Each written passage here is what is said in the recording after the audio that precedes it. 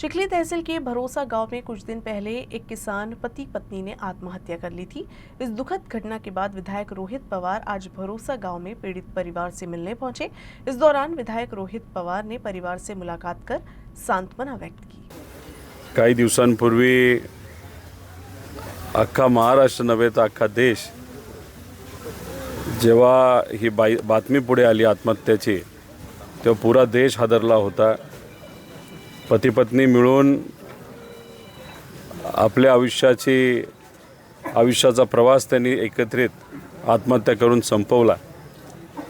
आज परिवाराशी बोलत असताना अनेक अडचणी परिवाराने सांगितल्या।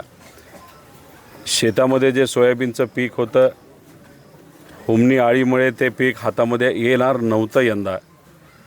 त्याच्याचबरोबर काही बँकेमध्ये त्यांनी लोन घेतलं होतं, ते 3,20,000च्या आसपासचं लोन झालं होतं। विहीर बांधण्यासाठी आणि इतरही गोष्टीसाठी मित्रपरिवार सावकाराकडनं काही पैसे हे उचलले होते आणि या सगळ्या गोष्टीचं प्रेशर आणि व्यक्तिगत जमिनीचा सुद्धा पूर्वीपासूनचा वाद, या सगळ्या गोष्टींमुळे या दोघांनी जो निर्णय घेतला तो आपण सर्वांनी बघितला। अतिशय दुर्दैवी गोष्ट आहे, पण याच्यामध्ये आपण जर खोलात गेलो तर कुठेतरी शासनाकडनं सुद्धा ज्या योजना आज केल्या जातात त्या शेतकऱ्यापर्यंत पोहोचत नाहीत आणि आज शेतकऱ्याची जी अडचण आहे ती अडचण कुठेतरी समजून घेतली पाहिजे।